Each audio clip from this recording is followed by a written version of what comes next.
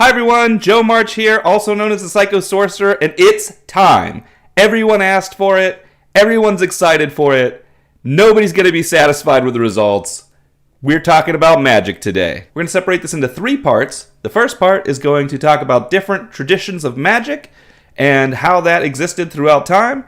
The second part's going to talk about what's the commonality between these things, how does somebody do what we consider modern magic in today's day. And the third part is going to be my thoughts on all this magic stuff, which is where people are going to either love or hate what I have to say. So what's our oldest recorded historical time in which people used magic and created spells and designed their own magical systems and things like that? Ancient Mesopotamia. Of course, that's where it always comes back to. These guys are on top of all the shit that we end up talking about all the time. Now, is it because they were the first? Probably not. Is it because they were the first where we can find actual recorded stuff about it? That's the actual reason why. Back in those days, a lot of the spells were designed to stop problems that people had. Like, you might have a spell that was supposed to stop someone from stealing your cattle, or punish somebody who had stolen cattle. You might have a spell that's supposed to appease some deity to keep shit from going wrong for you, or to bring in the rain, or stuff like that. A lot of things were very agrarian. You notice all of these spells have a sort of utilitarian aspect to it, and that's going to change over time, especially as religions change over time, where they become a lot more broad until you get to current day, where it's kind of just a slapper-dashery set of rules. I'm already getting ahead of myself. As the ages go by, different religions, different regions make their own sort of magic rituals. Some of these people, it's like a folk tradition. Some of these things end up recorded in books or grimoires. The interesting thing about this is that from this spreads alchemy. And alchemy spreads in all different regions. We've got alchemy in Egypt. We got alchemy in China. We got alchemy in the West. We got alchemy in the Middle East. We got alchemy all over the fucking place. And alchemy is basically taking a lot of the things, the ideas and concepts from these various magical practices and trying to make a sort of sciencey version of them. And what that later becomes is our chemistry, our physics, our everything that we consider science now. It takes a while to get there because alchemy is very strongly tied to spirituality as well. There's a spiritual element to it, but it is a trial and error based style of practice that leads to modern day science and the way that we look at science. So a lot of people would look at these things and say, well, all of this stuff from the past was the process of getting to modern day science. Why don't we just forget about all that shit and stick with modern day science? I agree that we should stick with modern day science, but there are still gems from that past time that have not been collected, in my opinion. So alchemy and all of these other traditions are not specific to one religion. Different religions have their own rights, and I think I said this already, but it's important to understand that even Christianity has its own set of these things, because a lot of people will think like, oh, but the Christians don't practice magic.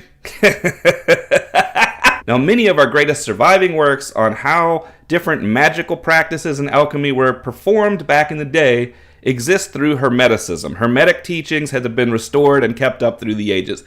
Hermeticism, for the most part, not in all cases, but for the most part, is actually a Christian-based religion. It didn't start as one. It started out, I believe, in Greece or maybe Egypt. I don't have all my facts remembered exactly straight. But it became Christian over time. People integrated Christian ideas into it. So when people say like, oh, mages aren't Christian, it's like, back in the day, there were a lot of Christian magic people. And honestly, I would argue that the way that Catholics use saints and the way that prayer works and a lot of other things still make Christianity heavily magic-based. Again, I'm getting off topic. So when science splits off, the magic portions of these practices become their own thing. Some of these are traditions that are just kept alive. Some of these are actually studied and built and written in books. But these types of traditions which weren't carried over but which do capture the interest as potentially being something are what gets labeled magic. And so in the current era, we have a few different types of magic to go over. Okay, so we've got a list here of a bunch of different types of magic. Don't at me if your type is not on the list. There's a lot of fucking types of magic. This is more categorizing some things to make it simple, mostly for people that might be interested in looking more into this and want some head starts in what they can look into. So, Western ceremonial magic. This is going to be the one that's the easiest to find a whole bunch of literature about, because the people who worked in the Western ceremonial magic style of magic write a whole bunch of literature about it. When we get our revival of Hermeticism that happens in the late 1800s, early 1900s, the Golden Dawn is created, and through them we get most of what we think of as Western ceremonial magic, the Western style of doing what they called high magic. They called it high magic to differentiate it from what they called low magic, which was the folk magic, the type of magic that the common people did. Ceremonial magic was studied by people who considered themselves like aristocracy, although those lines were starting to blur a bit when we get to the 1800s and 1900s. But ceremonial magic didn't start then. It was a revival then, so if you go back before when the origins of that magic style were, again, it was the aristocracy primarily who practiced ceremonial magic, high magic, and the common folk, had their own sort of folk magic. So if you're interested in the type of folk magic that someone might go to a striga or go to a local healer of their town to ask for help, that's folk magic. That's what the aristocracy called low magic. If you're going to be interested in looking at the type of magic where people draw circles and pentagrams and summon up spirits into the center of a triangle to try to speak to the mouth of God, that's Western ceremonial magic. That's where you're going for that. Longtime viewers of this channel know that I used to do Western ceremonial magic primarily. So there were a lot of videos in my old channel about Western ceremonial magic. All those videos still exist. They are in my playlist section for anyone who wants to go back in the archive and learn more about Western ceremonial magic from me. But otherwise, I'd say if you're interested in that stuff, just go out and look into it. If you're someone who wants to try Western ceremonial magic and see if you like it, I would suggest you try a ritual called the Lesser Banishing Ritual of the Pentagram, because that is going to be used everywhere in Western ceremonial magic. So if you do like it, it's going to be worth your time to learn it. And it's something that's going to show you what it's like to do Western ceremonial magic. It doesn't require a lot of pre-knowledge to do it. So look that up online if you're someone who's going to get into magic and you've chosen this path of magic to try. Lesser Banishing Ritual of the Pentagram. Then you'll understand what Western ceremonial magic is like. Now, I personally don't use Western ceremonial magic at all anymore. However, I don't regret my time spent learning Western ceremonial magic, because I believe that since so much of that has been revived to the Golden Dawn and processes like that, we have a lot that we can see there about the mechanics of how magic was believed to have worked. And like all things Western, they took a ton from everybody else to make their stuff. So when you read through the processes of Western ceremonial magic, you'll start to see patterns of how the various magics of different cultures worked through the ages. It can help with some light bulbs about what all this stuff is, what people believed about this stuff, how this stuff was practiced, at least from a Western point of view. However, Western ceremonial magic and Western folk magic are both very left-brained, as most things in the West are. If you're looking for more right-brained practices, we've got all of the Eastern spiritual practices. There's tons of magic from the East if you go back. Some of it still exists to this day. There's more dancing, there's more ritual, there's more celebration in those practices, whereas the Western ceremonial stuff is much more rigid. So, depending on which way your brain works, you might want to go one of those ways if you're looking for broad spectrum ideas. But when we get to this next thing, I think that's what works the best for most people, and that is cultural magic and religions. So if you come from a culture and you have access to that culture and you grew up in that culture and you identify with that culture, you're going to have more success in magic if you use that culture's magic. So if you can find something speaking on that culture, or if you find a culture that resonates with you, it's going to work better because your mind is just going to latch on to those concepts and that way of thinking much better.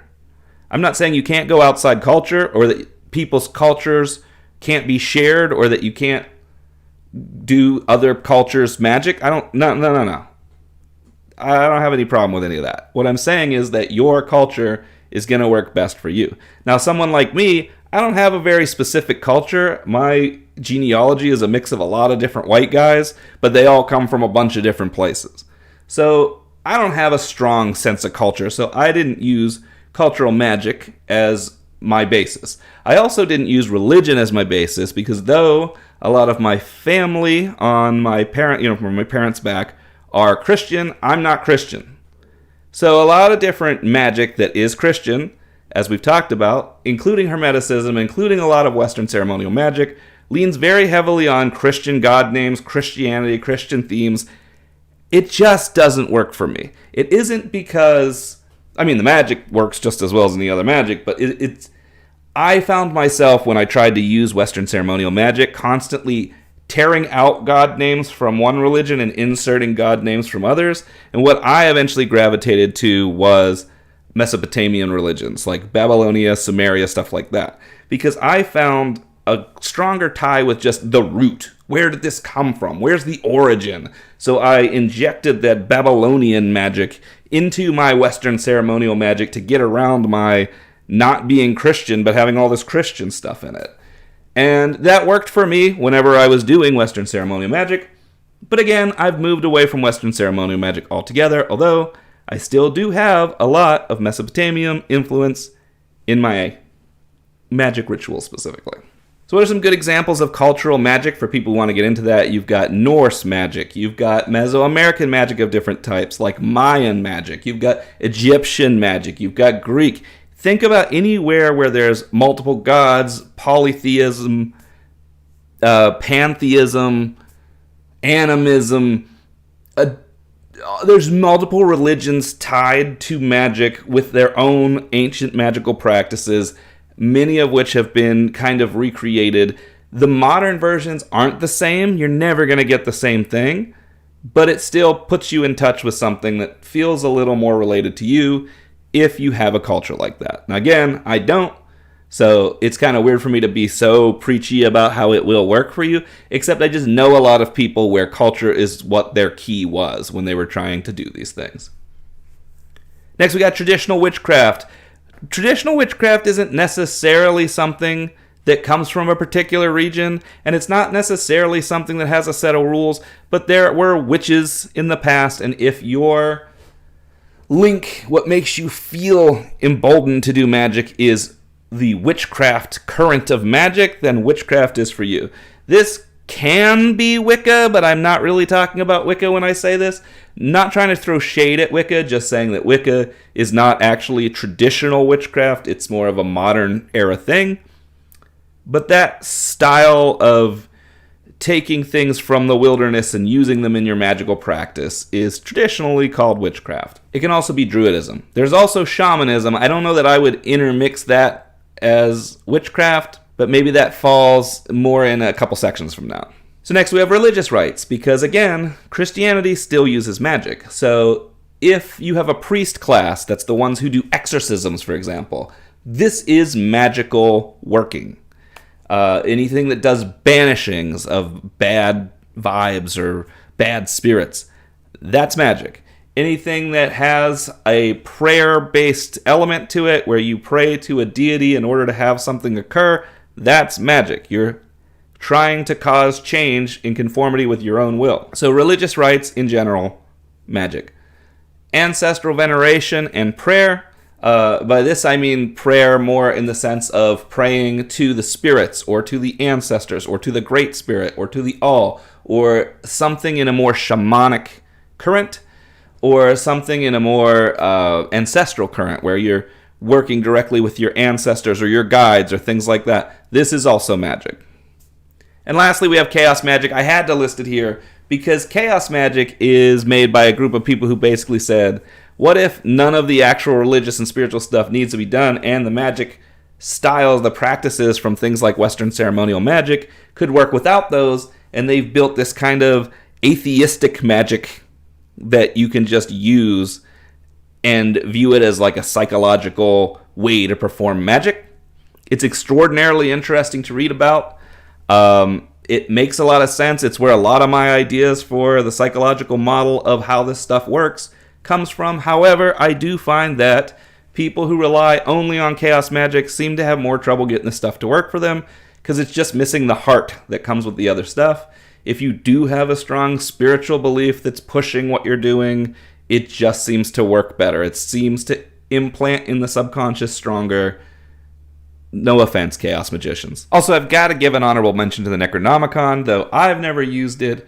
A lot of viewers that I know very well have used it, and I couldn't get away with not giving it at least a shout out. Alright, so I've talked about all the different types of magic. I talked about where it came from, how it changed, whatever. What is modern magic? Today, when most people use the word magic, they're talking about being able to take your will and cause change to happen in the universe, or cause change to happen in the self. All magical practices had a method for this, and that method is pretty universal across all of them. So we're going to discuss the rudimentary elements of that method. First, you decide on an intent or desired outcome. Second, you enter into the trance state, and if you need to know more about that, you can look at my previous video on meditation, the trance state, and shamanic journeying. Third, while in trance, you push your will into the ritual working for its full duration. We'll get back to that.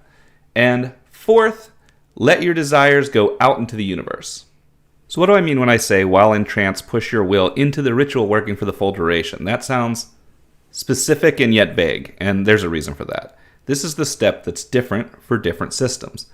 What you're actually doing as the ritual will be different from system to system. Sometimes you might be filling a jar with water and putting herbs in it. Sometimes you might just be visualizing the change you want and imagining energy moving out of yourself and out into the universe. They all have their own method here. You might be drawing a sigil. You might be performing various rites. But during whatever it is you're doing, you stay in trance and you push your will. You keep that same will, that same focused idea going. And then the last step of letting your desire go out into the universe, this can be interpreted a couple ways. One, you have to actually get to the point where you've finished. You can't just think you're putting some energy into your work and then just stop when you feel like it. You have to actually exhaust yourself. You have to feel like you've drained yourself of whatever it is you're doing. You've exhausted that force. And once you've done so, you just have to accept that it's done and therefore it has worked. Because if you don't believe that it has worked, then it doesn't work.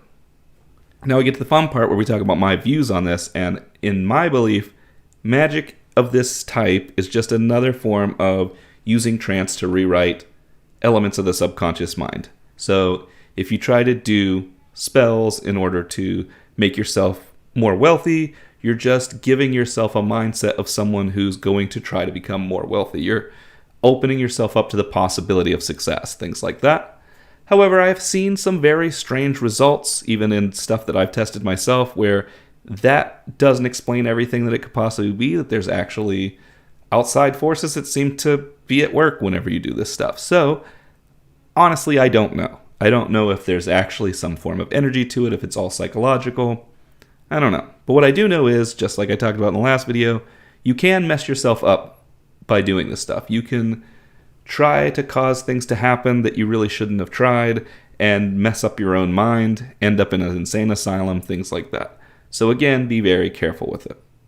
And another thing that I've found personally is that if you do too much of it, then your magic is less successful. It seems like if you do one thing and just allow it to be, you've placed within the subconscious this request and allowed it to work on it.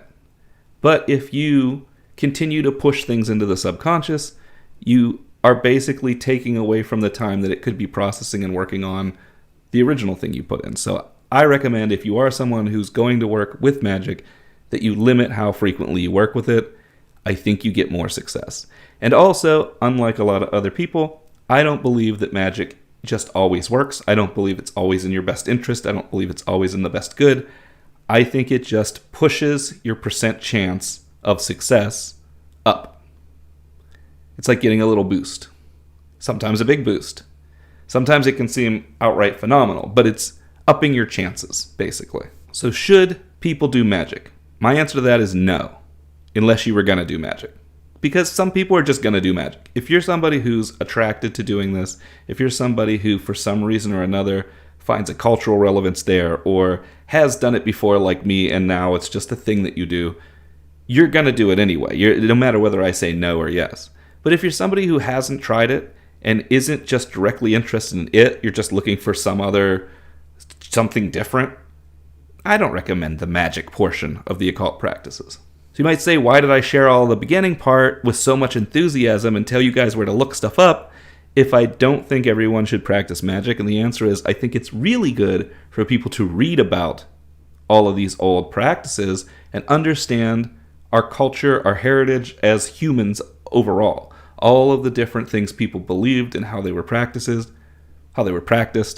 Because I feel like if you don't, you remain ignorant to how those practices were and what they represented, and you end up believing in some very simplistic, fear-based things about people who do practice that just aren't true. So I encourage people to read and learn about these practices, but I don't necessarily encourage everyone to engage in them. But if you're someone who's just too interested and going to do it anyway, then you'll do it. Now, I used to do magic all the time. I was really big into it, but now I rarely do it. And when I do, it's always for self-transformation, because that's the way that I see it working in the first place, so that's the only way in which I use it. And I'd say it's maybe once or twice a year that I would do something that would be considered a magic spell. Now, if you thought any of these views were controversial, wait until my next video when I start talking about deities and spirits and entities and all that stuff, because that always riles everybody up. And until that time, safe travels.